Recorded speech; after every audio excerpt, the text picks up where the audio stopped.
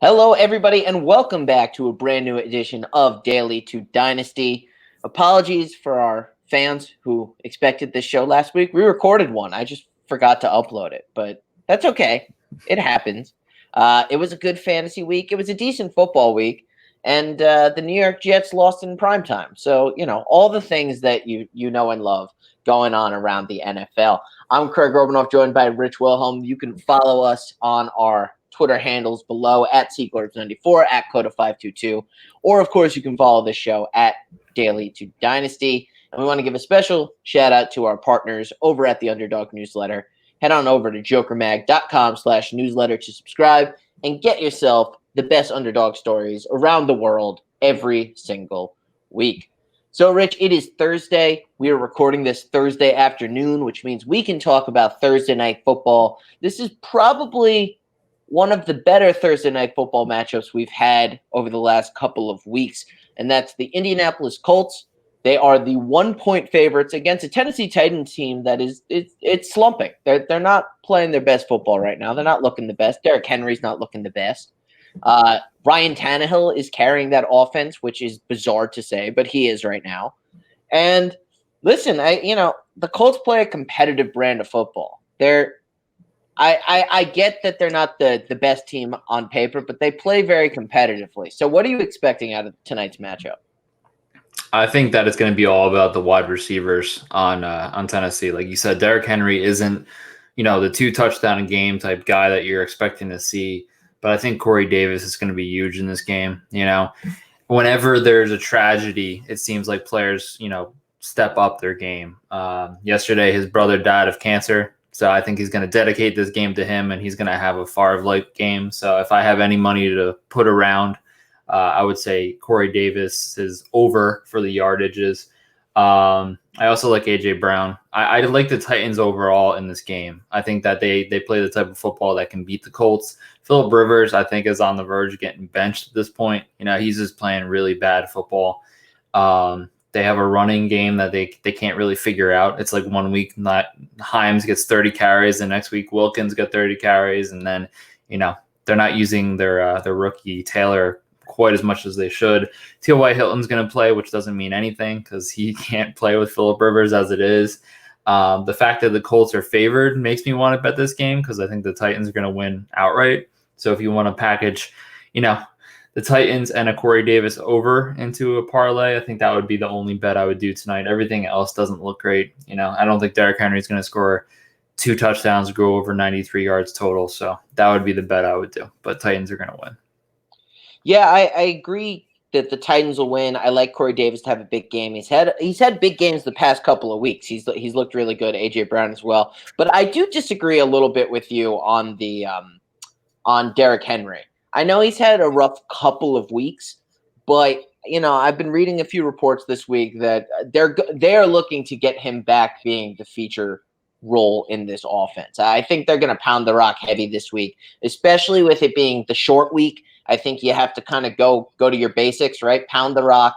You got the back to do it. I think the Titans are poised to win this game. They are, they were able to rebound off of their 2-game losing streak. They beat the Bears last week. Not the hardest game in the world.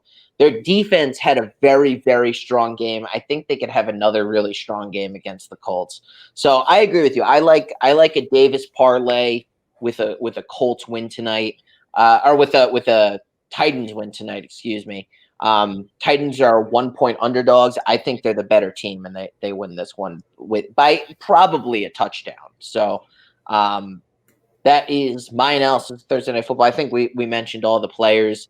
I'll always throw in a Trey Burden as a sneaky tight end play if you're desperate. I mean, he gets a couple of points here or there. I forget what he got last week. It wasn't anything spectacular, but let's pull it up while we're talking. Yeah, no, he didn't have a good week last week. It was his first kind of down game in a while. And I think that was because Mo Ali Cox was back as well, right? Mm-hmm. Yeah. Yep. So, don't know. The tight end position's a mystery. Throw it up in the air. Let's move to Sunday, Rich, and let's kick it off with a game that I think will be fun offensively speaking, and that is the Houston Texans against the Cleveland Browns. Browns are 3.5-point favorites. I don't know how it's that close of a spread because Cleveland is a significantly better football team than the Texans. But the Texans offense, they can score some points. There's some pieces. The Browns offense, there's some pieces. I think there's a lot of fantasy value in this game. Who are some of your players to watch? I mean, Deshaun Watson should have a field day. Will Fuller should have a field day. And then every week we're going to have to pick between Cooks and Cobb. Some weeks it will be both. Some weeks it will be neither. But the biggest target for me this week is going to be Duke Johnson. I mean, he was already the PPR back. Now he's going to be the all-around bell cow for the Texans with David Johnson having a concussion. I mean, Duke Johnson should give you at least 12 fantasy points for someone you can get off the waiver. On the Brown side of the ball, Nick Chubb might be coming back. So if Nick Chubb comes back, you have to think about your Kareem Hunt play. Your Nick Chubb play is always going to be a play when he's in there, and they can play well together. But, Hunt's not going to go off like he would if Chubb wasn't in there. Landry, he is so hit or miss. I have him on my team, and I can never start him because even though he's the number one wide receiver now, he never puts up wide receiver 1 numbers. And then Austin Hooper should be back this week too. So that should be interesting if you need a tight end. He's someone good to at least stash. But, 3 points, I can see 3 points. If you're looking at the offense, neither of them have they have a great defensive line. They don't have a great secondary. There's Myles Garrett against J.J. Watt. So those are 2 of the best defensive players in the league that don't have the unit around them. So I'm rooting for the Texans in this game to get further away from the Jets like every week. But I think the Browns win at the end of the day. I think the Browns win. And I think the one thing to really consider is, especially over the last season, 2 seasons, maybe even 3 seasons for the Houston Texans, they've had very poor offensive line play. Poor Deshaun Watson is doing everything in his power to keep plays alive. He scrambles, and he does a very good job of kind of keeping the play going. But this offensive line gives him no favors, and this Browns defensive line is pretty good. They're pretty good at getting after the quarterback, and I think that's going to limit what the Texans are able to do offensively speaking. I could be wrong. They could do some tricky stuff with Duke Johnson in the screen game, right, and make that defense miss. But my gut feeling is that this defensive line of the Browns is going to abuse the Texans. I think they win this one by over that 3.5 points. I think they probably get this one by a touchdown.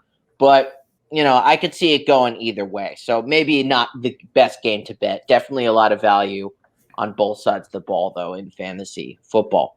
Let's head on over to a snooze fest, Rich. The New York Giants will host the Philadelphia Eagles. Giants, 3.5 points. Our joke last week didn't make it to the air, but the better than advertised defense of the Giants. Yeah. They're playing decent football. They beat Washington last week. That's seemingly the only team they can beat. But they play the Eagles this coming week. The Eagles, not that strong of a team this year as well. They're 3-4-1. This is a winnable game really for both teams. So we'll start with you. What do you think here? I think the Eagles are getting healthy, which obviously is going to help them. Miles Sanders coming back this week and Alshon Jeffrey coming back this week. You'll get maybe a half out of Alshon before he gets hurt again. But, in that half, he can score a touchdown. The Eagles are built around Miles Sanders. So having him back, gives them more flexibility with their playbook and everything else. I think he's going to have a big week because the Giants are not good against the run. Carson Wentz might have an uptick just based on having some receivers back, but he's probably going to throw at least 1 interception like he does every single week. On the Giants side of the ball, they have no run game. They have no quarterback. They have no anything besides a pass defense, and I don't think it's going to be enough. So the 3.5 for Philly, I think they're going to beat that spread and win with ease. Yeah, I find myself agreeing with you. As much as I want the Giants to win, maybe get another game in front of the Jets. Mm-hmm. I don't see it happening this week. I just don't think they're a good enough football team. I think they'll probably end up getting one more win this season, and it'll be whenever they face Dallas. But that's pretty much my analysis of this one.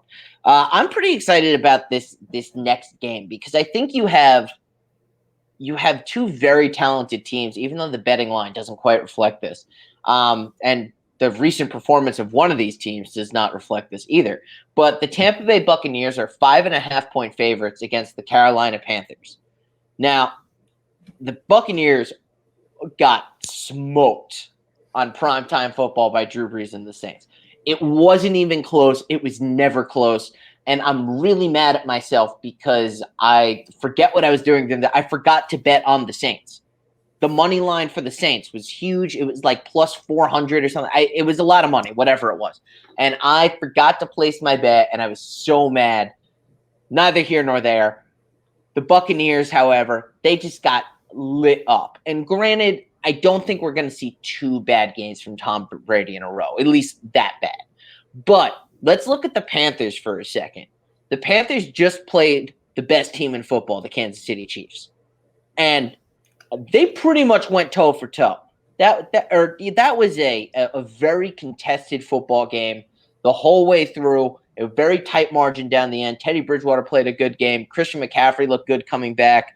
I think he's nursing another injury, however, though, which is probably a bad sign. But if he's able to fight through it, get into this game, I think this could be a very, very fun matchup, competitive matchup.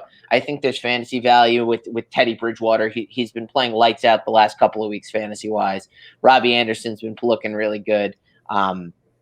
There's a lot of value across Carolina, and I'm blanking on some of their other names, but they get a lot of guys involved, the Curtis Samuels of the world. They get a lot of guys integrated into that offense. And on the flip side of things, I think the Buccaneers offense is going to right the ship a little bit. I think this one has some shootout potential. Yeah, I mean, if Christian McCaffrey was playing this week, I think that the Panthers could give the Buccaneers another loss. But there's a huge, gap between him and Mike Davis, who, I mean, Mike Davis is going to start this week. DJ Moore, Robbie Anderson, Curtis Samuel, those guys are going to be fine. But like you said, Tom Brady doesn't have 2 bad games in a row. It's just there's too many people on that offense. Like, it's just a mismatch of names, and none of them are gelling. You have Gronkowski, you have Godwin, you have Evans, you have Brown, you have Brate, you have Jones, you have Fournette. Like, there's a lot of names, but none of them are great this year. Mike Evans is having probably one of the worst years I've ever seen him have. They need to figure out who the running back is because they had 4 total carries last week, which set an NFL record. And you can't expect Tom Brady. To be fair, they were down like 14 in a minute and a half. But yeah. Yeah, but he was not completing passes. I mean, at least you can get some chunk yards. But, it's just a disaster right now. Even though they're 6-3, they look like a team that should be, 3-6. They almost lost to the Giants. They got demolished by the Saints. They could lose to the Panthers, even though I think they're going to win. I don't think they're going to win by 5.5, though. So, no, I agree with that. I think this is going to be a tight game. I think it comes down to a game-winning field goal. But I can't shake this gut feeling that the Panthers are going to win this game. Tom Brady has never in his career played 2 bad games in a row. But this isn't the same Tom Brady. It's not the same team. It's not the same system. I don't know. It's a feeling in my gut. I wouldn't put money on it, but it's a feeling in my gut that maybe gets $2 on the old FanDuel Sportsbook. But it's a feeling in my gut. But I think this is going to be a good game for fantasy. I think some of these names are going to put up some points. I'm starting Leonard Fournette this week, a little bit out of necessity. But I think that some players on the Bucs offense are going to put up some points because just Tom Brady won't allow anything else.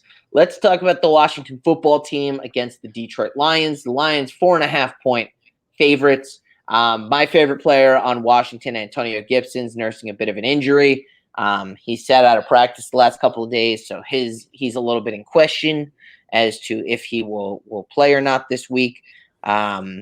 He did practice as of today, which I didn't get the chance to look at. So something to keep an eye on. It looks like he should play then based on that. You got your Terry McLaurins of the world and all that. I mean, we talk about the same players every week. I think Logan Thomas is a sneaky, decent tight end as well. But I just think and the Lions, I mean, Matt Stafford was on the COVID list last week. He showed up just at game time and played. And, I mean, they didn't look very good. Hopefully this week is a little bit different for them. I don't know. In my mind, the Lions are a lot more talented than Washington. But in practicality, Rich, are they really? No, especially with Alex Smith at quarterback. I mean, he's the guy now. He should have been the guy to begin the whole season if he was healthy and he was off the PUP list. I mean, he could play. He should have been the guy. They probably wouldn't have the record they do right now.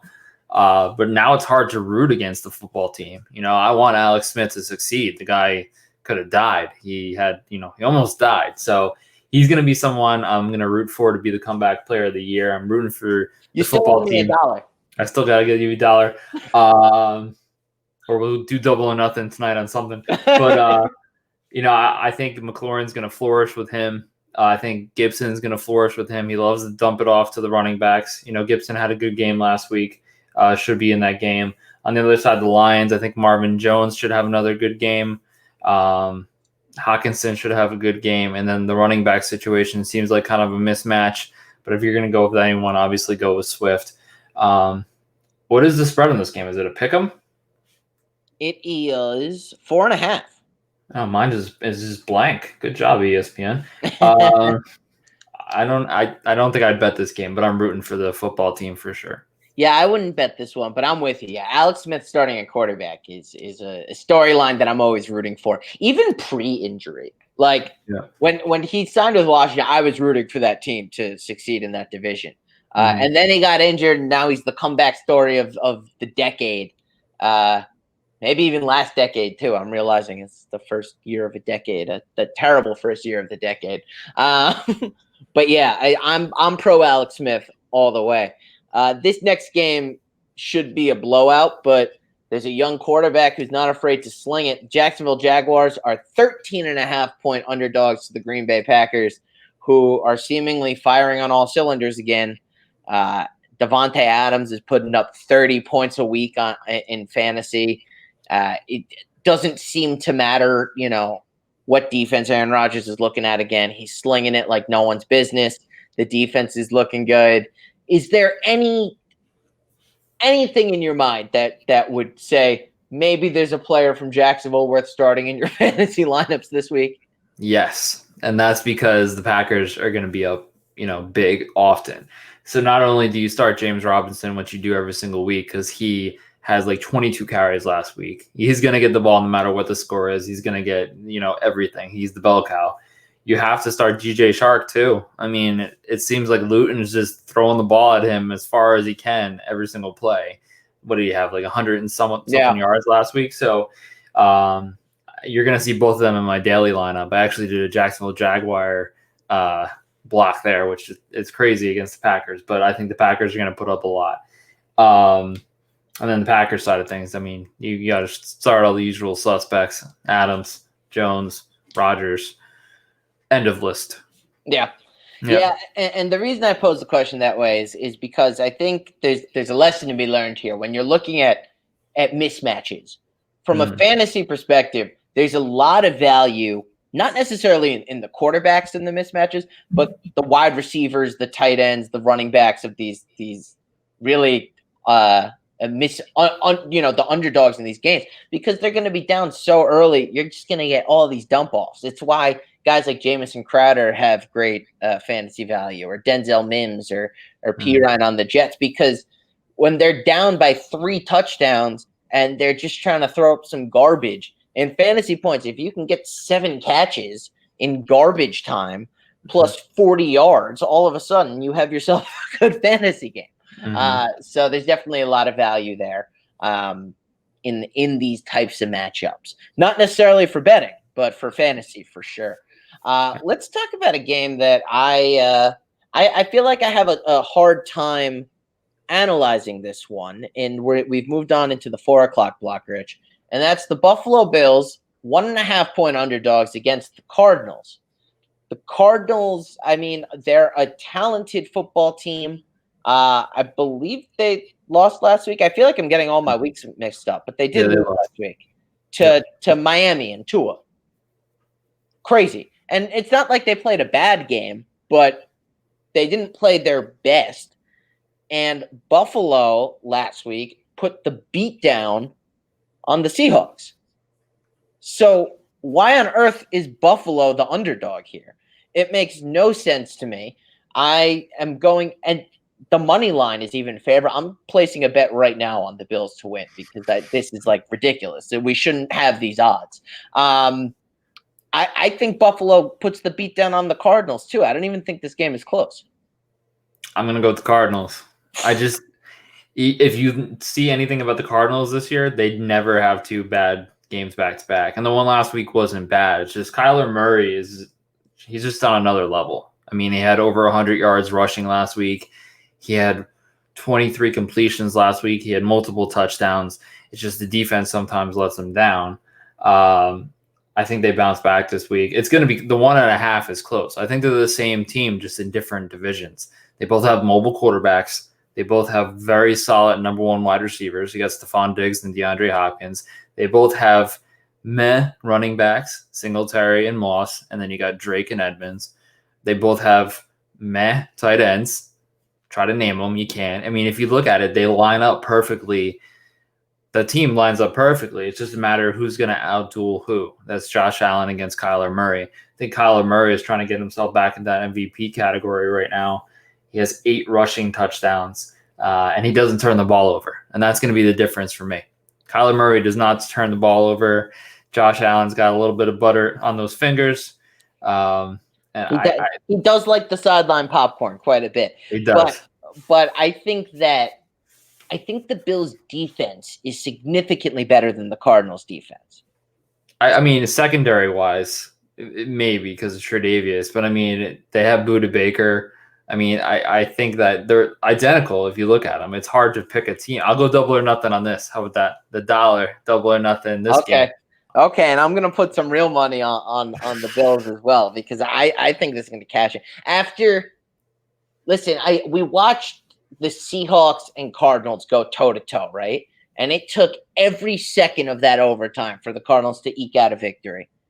And just watching the way the Bills beat the snot out of the Seahawks, I don't. You want to know what the difference was? Denominator. What? Jamal Adams didn't play.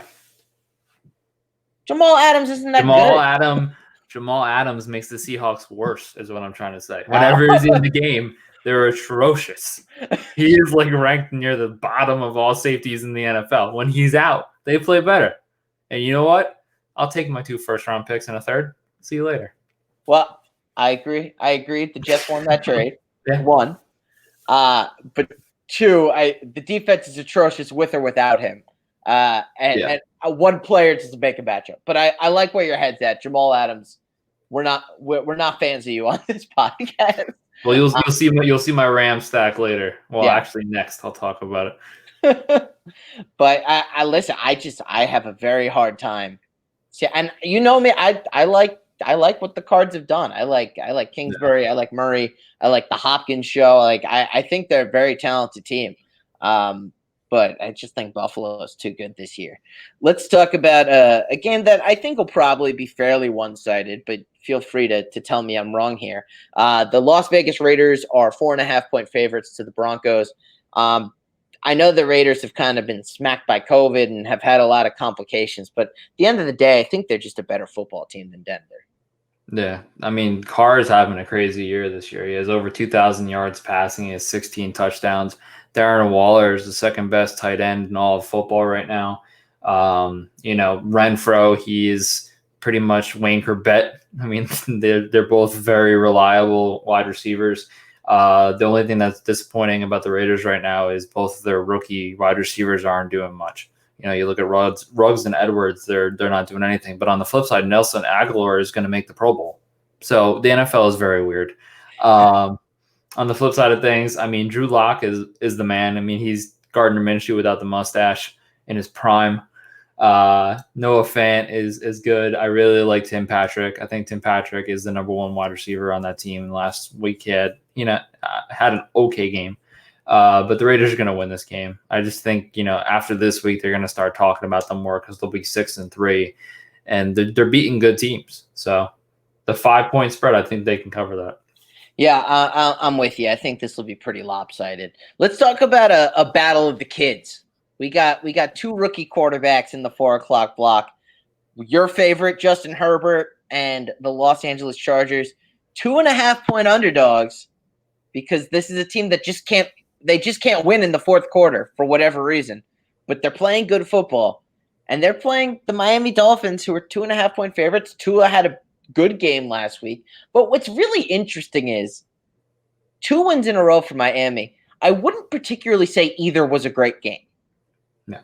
So I don't know how they won. Meanwhile, the Chargers are playing great football. They're playing great games and not winning.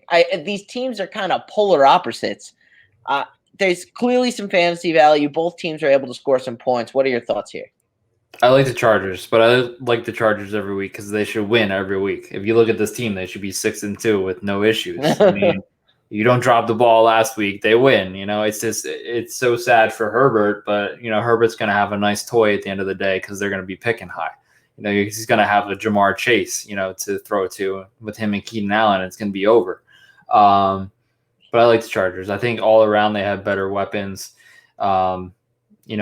Williams for the Dolphins got put on IR. He was pretty much their number one wide receiver. I think Parker was kind of playing number 2 to him. He got hurt after the touchdown last week, so that's going to be an advantage for the Chargers.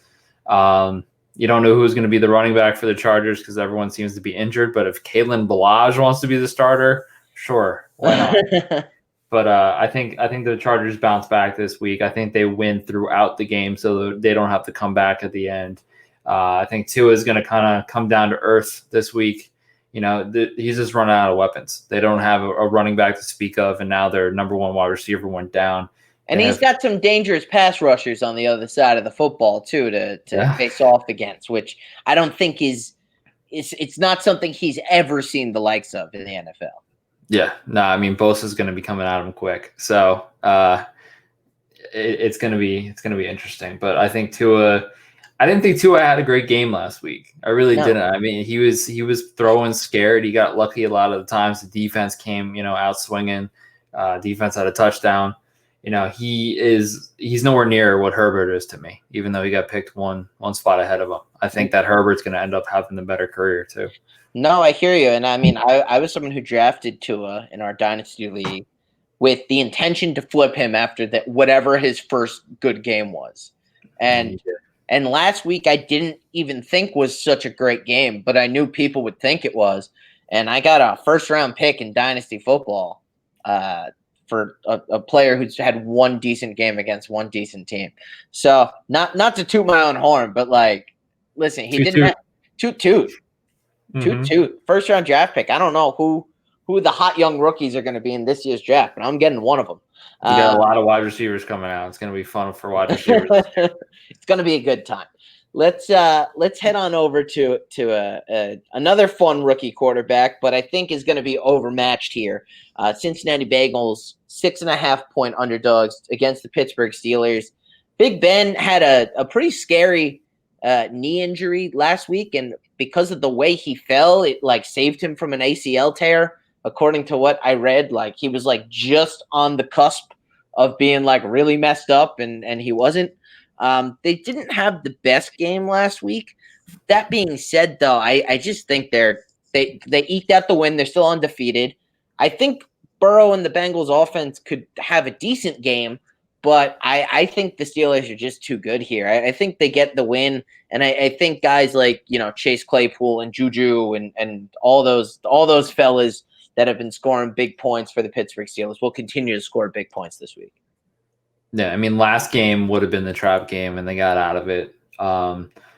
Ben's still on the COVID list as of right now. So if he remains on the COVID list and Mason Rudolph plays, I think the Bengals win. Big Ben is definitely the difference for this team. But if he does play, I think the Steelers are going to win. But, this game is going to be close. Burrow is slinging it. He has 3 quality wide receivers. He has 2 quality running backs. Even if Mixon doesn't play, Giovanni Bernard, he proved that he can be the guy. The defense for the Bengals isn't great. The defense for the Steelers is absolutely on fire right now, and I think that's going to be the difference. Steelers will probably go to 9-0, but it's going to be probably a field goal game. Yeah, I agree with you. I think Big Ben's the difference, but I think the Steelers at the end of the day are probably just a little too good when if Big Ben is playing. But I have a little buyer beware with, and my quarterbacks for my fantasy squad are Teddy Bridgewater and Joe Burrow. I'm starting Bridgewater this week over Burrow because I think Minka Fitzpatrick has just been doing some pretty incredible things defensively. I can't see a scenario in which Burrow doesn't at least have one interception against specifically Minka Fitzpatrick, and then potentially some kind of a fumble coming off the pass rush. Like I think this defense makes some key plays, and that fantasy wise, those kinds of turnovers equal a lot of negative points. So something to be aware of if you've been relying on the skills of young Mr. Burrow. I think this next game is going to be such a blowout that we shouldn't even really talk about it much, but feel free to disagree with me and expand on it. 49ers are 9.5-point underdogs to the New Orleans Saints. After what the Saints just did on primetime against the Bucs, I think it's safe to say they're in full swing of things and I think will demolish the San Francisco 49ers. It's your turn to agree or disagree, though. No, I completely agree. I mean, everyone's going to have a good game for the Saints. You can start, obviously, you're going to start Kamara every week. You're going to start Michael Thomas every week now because he's back fully. Jared Cook is a good start this week. The Saints defense is a good start this week. And on the flip side of thing, I mean, you might have Debo back, but the one person that I'd start on the 49ers would be Ayuk this week because Mullins loves Ayuk and he's a PPR machine. He's going to get those garbage yards and catches. But 9.5 is generous. I think it's going to be like I think this could 17. Be another 35-10 game or something. Yeah, it's going to be big. So, I mean, you could take, if you want to just get free money, take the Saints money line and just double up your account or, put it all on there. Yeah. You won't get much, but I mean, you'll get something. You'll get an extra couple of bucks for sure. Yeah. Rams Seahawks is our next game here. 2-point difference, the Rams being the favorites. I think that's a little bit of a shock, just given the skill of the Seahawks offense. But this defense is a liability. And there's one thing that we know about the Rams. Defensively, they come to play. But their offense is what can generally lose them games. And if they're going against a soft defense, I think they're going to be able to make enough plays where, I could realistically see the Rams winning this one. I think there's a lot of value in starting almost anyone on the Rams, just given how bad the Seahawks defense is. And I mean, there's the obvious players on Seattle as well. Do you have any extra analysis here? Do you think this is a shootout? Do you think this ends up being a lower scoring game than people are expecting? This is going to be a shootout. I mean, there's no doubt. You'll see in my daily lineup, I have Jared Goff starting. It seems like a no-brainer. You're going to have Cooper Kupp probably going off. He's banged up, but he's practicing today. You're going to have Robert Woods probably going to go off. You're going to have, a random, a third party going off. Maybe it's Higbee, maybe it's Reynolds. Everyone is going to get into the party through the air. I think the running game is going to be absolutely secondary for the Rams. For the Seahawks, Carson's coming back, which is good. I think that might be the difference in the game. I have the Seahawks winning the game just simply because Russell Wilson is going to have a bounce-back game. I've never seen him have 2 bad games in a row, similar to Brady. Last week, he had a terrible game. I think he had, two interceptions and a fumble. But, yeah, Metcalf, you can fire him up every single week. You can fire Carson up every single week when he plays. You can fire Lockett up almost every single week that he plays. I think this Seahawks win, and obviously the Rams are favored, so you put a little money on the Seahawks, but not a lot. Yeah, I agree with you. I think the Seahawks are going to win this game. I find it surprising that the Rams are favored, honestly. I don't see it outside of the realm of possibility, but I like the Seahawks. And right now, if you look at the money line, you can make a little bit of extra bucks if you think the Seahawks are the better squad here. So a little bit of positive odds there. For the Seattle Seahawks. Waiting all day for Sunday night, the Baltimore Ravens are the road team against the New England Patriots, who just narrowly eked out a win against the lowly New York Jets on Monday Night Football.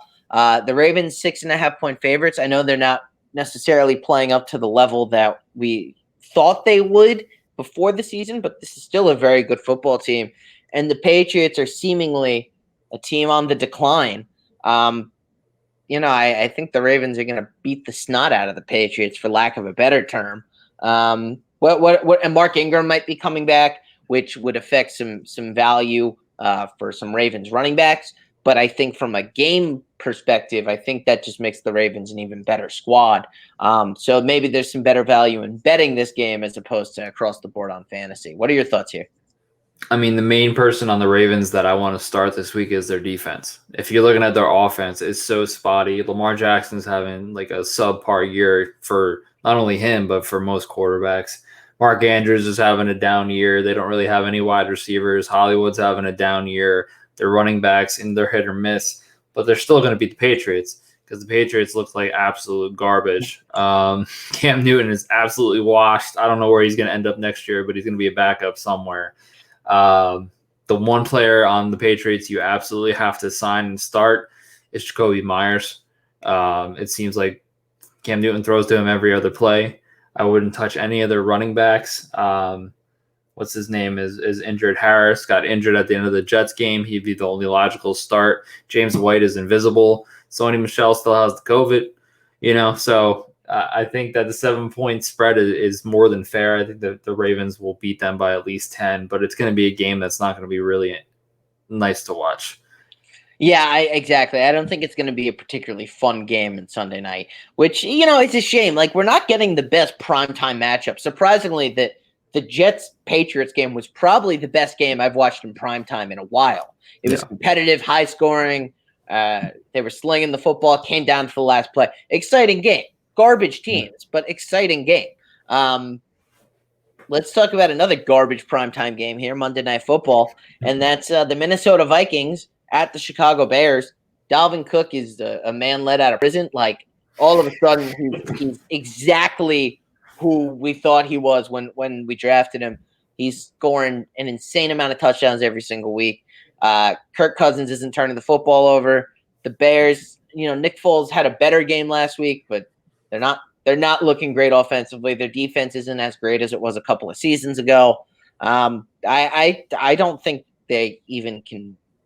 Well, I don't want to say that because the Vikings aren't that great of a team. But I think the Vikings are going to win this game. I think they probably win it by a touchdown to 10 points. The spread's only 2.5, but I think the Vikings are a better team than that. Yeah, these records should be swapped. I mean, if you're looking at these teams, I think 100% the Vikings are better, on all facets.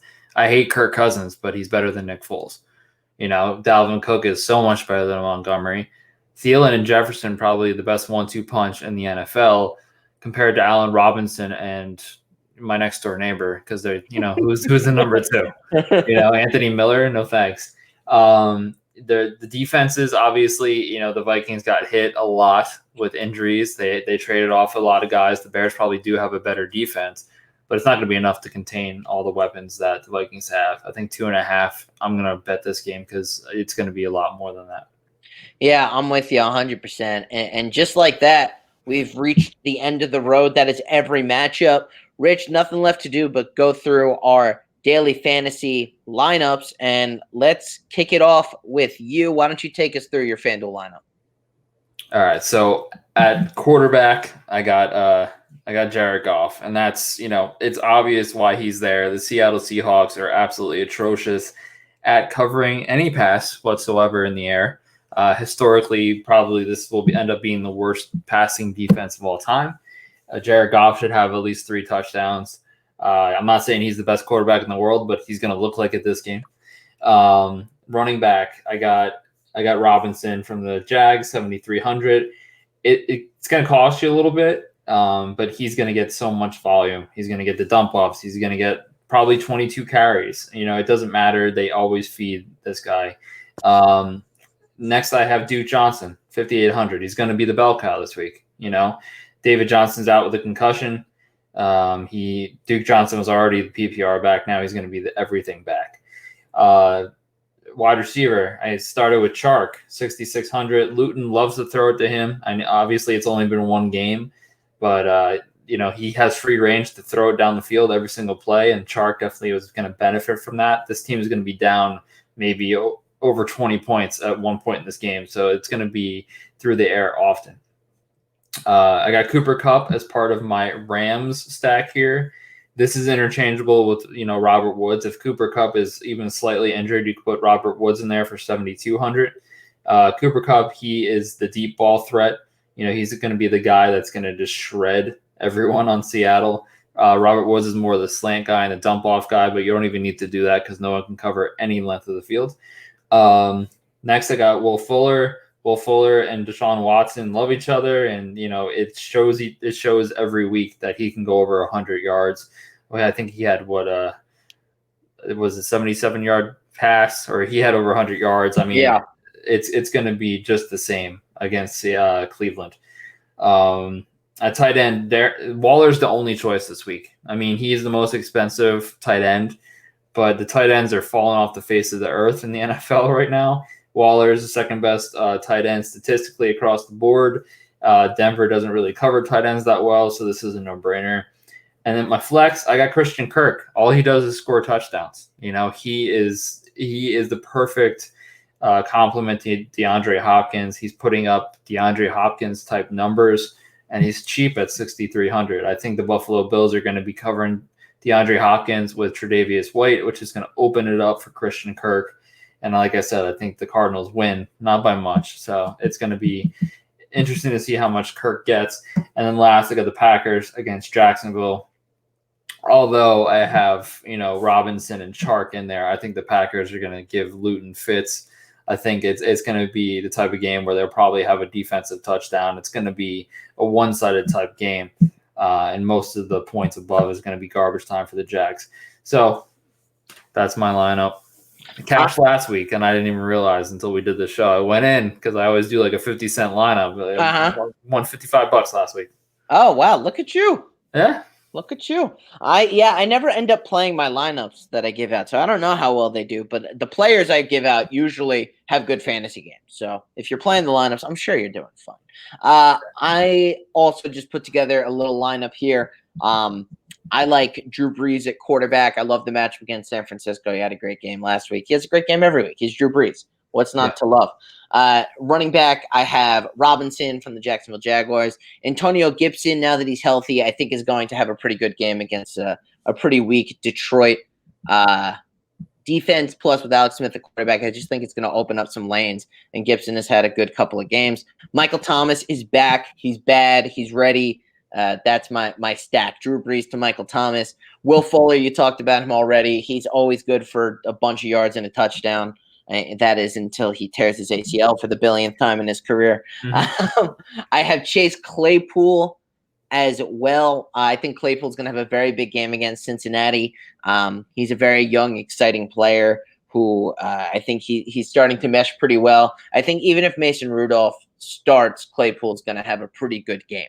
At tight end, I have TJ Hawkinson here. I think he's going to at least get into the end zone once. The tight end position is hard. I hear what you're saying about Waller, but the $7,000 on a tight end in your daily fantasy lineup is just too much for me. I'd rather spend my money elsewhere.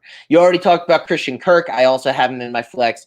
He's just scoring touchdowns left and right, and big yardage too. They're like 30 or 40 yards at a time. So I mean, you're getting a lot of bang for those touchdowns as well. And the New Orleans Saints defense rounding out my little Saints stack here because I just think they're going to beat the dog poop out of the 49ers. And that is it. That is our show. That is our program. Rich, we had come up with a tagline for the show last week, and for the life of me, I forget what it was. Do you remember? That'll do her? That'll do it? That'll do her. Oh. I think that's what you said. I think that'll do her. Well, I don't want to be that guy. I don't know if I want to be that guy. No, there was something. I'll have to listen back to the tape because there was something good. We both liked it. I don't think that was it, but I don't know. It's a revolving door of taglines here at Daily Dynasty. Thank you so much for listening to the show this week and every week that you do. Make sure to like and subscribe wherever you are listening/watching. Leave a comment in the player below. Let us know who are your must-starts this week in fantasy football, who you're betting, or who you're using in your daily fantasy lineups. For Rich, you can follow him at Coda522. For me, you can follow me at Seagorgs94, and you can follow the show at Daily to Dynasty. That'll do it. Thanks so much for watching. Until next time, this has been Daily to Dynasty.